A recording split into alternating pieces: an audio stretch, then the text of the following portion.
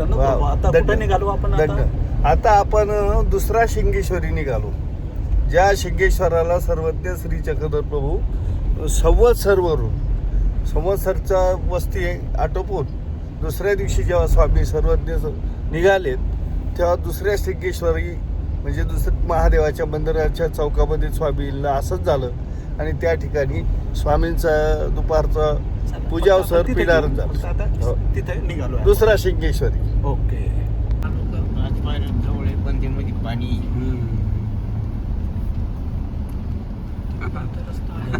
असा पायी आले पाहिजे. हो हो हो पायी येऊन राहिले ते या पुलावरून उतरले असतील ना. त्यांनी तर बरोबर नीट आल्या. खूप आता झाडी दाट झाली त्याच्या आजूबाजूला, नाही तर पूर्वी स्पष्ट जाणवत होत. हा हे झाडं वाढलेत ना आता. आणि एवढं दाट नव्हतं. नाना भाऊच्या बरंच लक्षात होतं त्या पण. हो आणलं पण दोन मंदिरं झाली.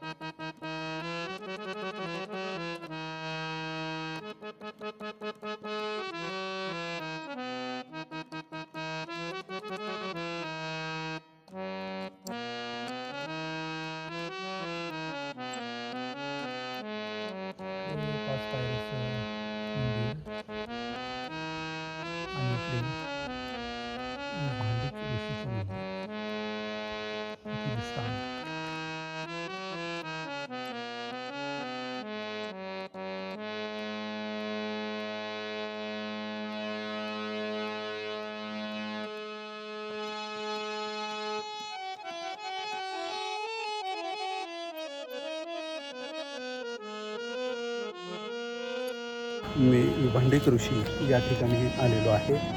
दंडवत पांडुरंग भांडेक ऋषी येथील स्थानवंदनासाठी आपण आलेलो आहोत.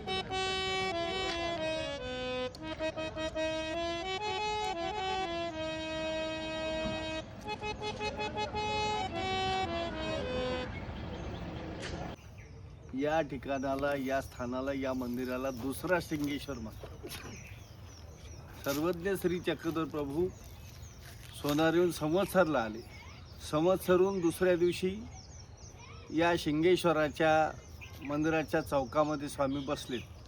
या ठिकाणी दुपारची आरोगणा झाली, पहुड झाला, उपहूड झाला आणि येथून सर्वज्ञ श्री चक्रधर प्रभू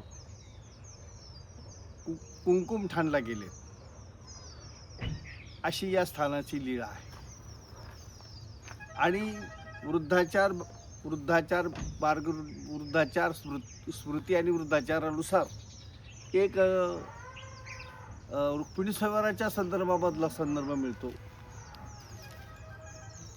की रुक्मिणी स्वयंवराचे करते जे संतोष मुनी, त्यांची इच्छा होती, त्यांनी देवाला साकडं घातलं आणि देवाला प्रार्थना केली की देवा श्री चक्रधर महाराजा, मी रुक्मिणी स्वयंवर ग्रंथ लिहितो आणि माझा तो ग्रंथ पूर्णत्वास जावा आणि ह्या ग्रंथाचं जो पारायण करील त्याचा मनोर्थ पूर्ण व्हावा. दुसरी इच्छा त्यांनी व्यक्त केली. परीस म्हणतात. स्वामींनी दृष्टांत परिसाचे दृष्टांत सांगितलेत. पण परीस कसा असतो? जो लोखंडाला लावल्यानंतर त्याचं सोनं होतं, तो परीस फक्त कसा असतो तो मला दिसावा. आणि तिसरी इच्छा की प्रत्यक्षात देवा श्री चक्रधर महाराजाचं कोणत्या रूपाने होईना पण मला देवाचं दर्शन व्हावं. अशा तीन इच्छा त्यांनी व्यक्त केल्या. आता याच्या मागची थोडी अशी पार्श्वभूमी आहे की संतोष मुनी आणि कृष्ण मुनी हे दोन संत जिवलग मित्र होते. जिवलग त्यांचे सांगाती होते. तर देवाच्या शोधासाठी श्री चक्रधर महाराज उत्तरापंथी कुठे गेलेत?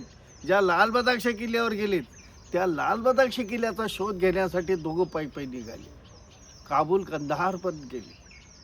त्या लाल बदाक्ष किल्ल्याच्या पायथ्याला पोहोचले आणि लाल बदाक्ष किल्ल्याच्या पायथ्याला पोहोचल्यानंतर रात्री त्यांना सूचिक पडलं देव म्हणतात की मी तुम्हाला सांगितलं होतं की आता नव्या संबंध, याआधी तुम्हाला आता संबंध नाही, भेट नाही, तुम्ही का आलात? आणि मग त्या झोपेमध्येच त्या दोघांना, कृष्णमुनीला झोपेतच उचललं आणि पंजाबात टाकलं की जा तिथे धर्मप्रचार आणि प्रसार कर, आणि संतोषपणीला उचललं आणि इकडे महाराष्ट्रात टाकलं. आता त्या जागेचा उल्लेख नाही, पण मग संतोषमुनींनी जो रुक्मिणी स्वयंवर ग्रंथ जो लिहिला, त्या रुक्मिणी स्वयंवर ग्रंथाचा शुभारंभ या स्थानापासून झाला. या ठिकाणी ते स्थानवंदनासाठी आले. स्थानवंदन केल्यानंतर या स्थानाच्या प्रेरणेने त्यांच्या रुक्मिणी स्वयंवर ग्रंथाचा शुभारंभ झाला आणि रुक्मिणी स्वयंवर ग्रंथ त्यांनी इथून सुरुवात केली. आणि मग त्या रुक्मिणी स्वयंवर ग्रंथाचा समारोप सिन्नर या ठिकाणी झाला. त्यांचं मनोर्थ एक ग्रंथ पूर्णता झाली, हा एक मनोर्थ. दुसरा मनोर्थ असा होता की परीश कसा असतो तो मला दिसावा. एक दिवस त्यांचा अंगातला अंगरखा फाटला होता, तो शिवण्यासाठी त्यांनी सुई दोरा घेतला. ती सुई बोथट झाली होती, ती सुई कपड्यात घुसत नव्हती, म्हणून त्यांनी त्या सुईला धार लावण्यासाठी, सुईचं टोक निर्माण करण्यासाठी त्यांनी एक दगड उचलला आणि ती सुई त्याच्यावर घासू लागली.